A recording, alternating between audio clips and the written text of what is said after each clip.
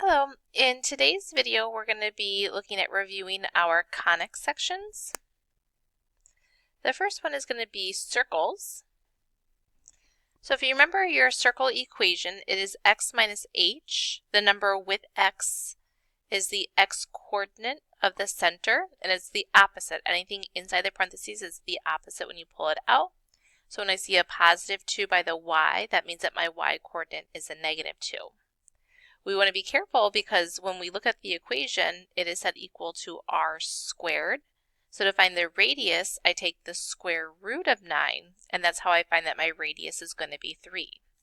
So when we go to graph this, we start off by going right 4 down 2. That's going to give me my radius at 4, negative 2. Sorry, my center at 4, negative 2 with a radius of 3. So from the center, I count right 1, 2, 3. I put a point. From the center up 1, 2, 3, left 1, 2, 3, and down 1, 2, 3. So remember, you're never going to count diagonally, so you only count up, down, left, right. Connect those points to draw your circle. Our next conic section is going to be the ellipse. So we need some information from our diagram. The first one is the center. So if I go down to my ellipse, I want to find the halfway point vertically. So if I'm going down 4, halfway is 2. And the other direction, halfway. So our center here is at 3, negative 4.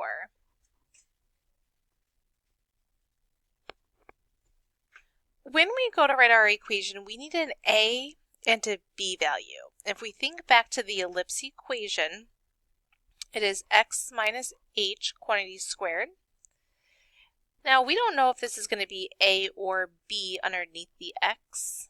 For the y, it's y minus k quantity squared. And it's always going to be equal to 1. Where the a or the b is going to depend on which one is going to be bigger. So which radius direction. If I go back to my ellipse, the radius in the y direction is 2. 1, 2, 3, 4, 5, 6. The radius in the x direction is 6. So because a and b is determined by which one is bigger, and the x direction is bigger, that means the a is going to go underneath the x, and that's going to be a squared, and underneath y is going to be b squared. So the a is 6, and I remind myself that that is in the x direction. The b is 2, and I remind myself that that is going to be in the y direction. So when I go to write my equation, it is x minus h, which is the x coordinate of the center. Remember, x always stays with x. Underneath that, that is your a value squared. So the bigger radius is going to be that 6 in the x direction, and that is going to be 36. Ellipses are always plus. My y minus the y coordinate, since I'm subtracting a negative 4, it's going to be a positive 4 quantity squared over the b squared, so 2 squared gives me 4, equal to 1. All right, now moving on down to our hyperbola. Again, we want to know where that center is going to be at.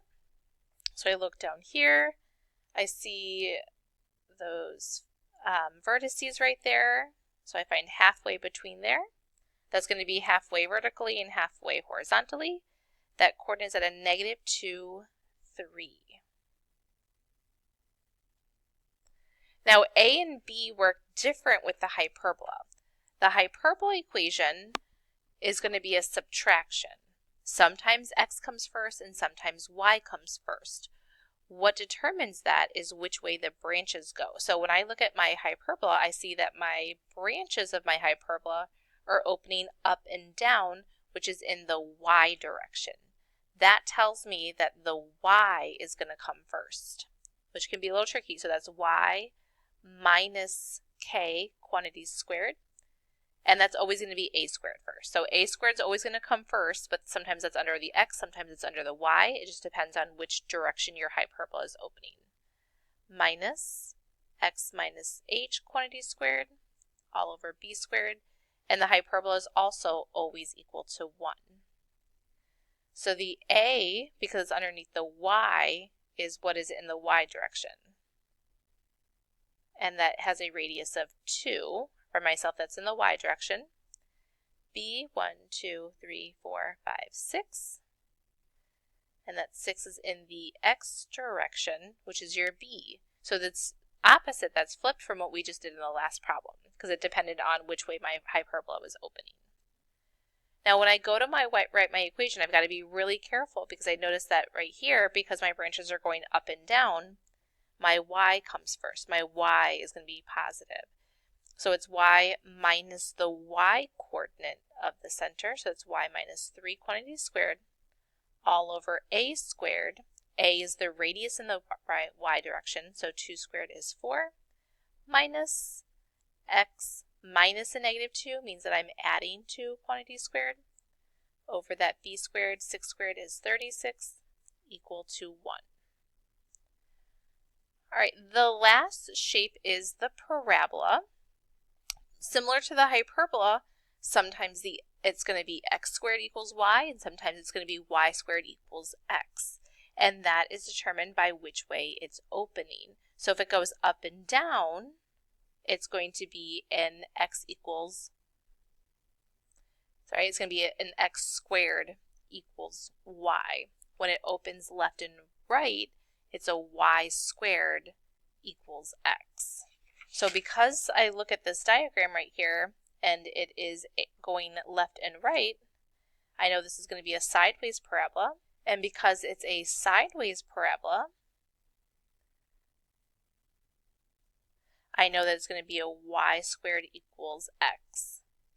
And because I see that my graph is opening to the right, I know that my a value is going to be positive. So I can decide some things by looking at that graph.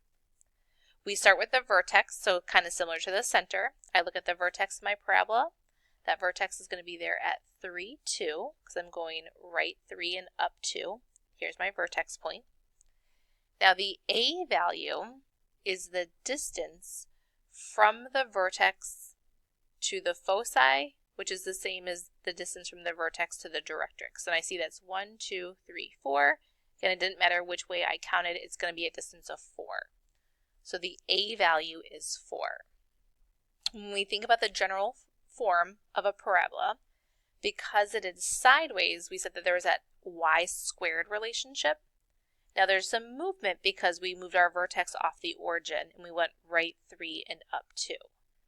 So this becomes y minus the y coordinate, so y minus 2 quantities squared.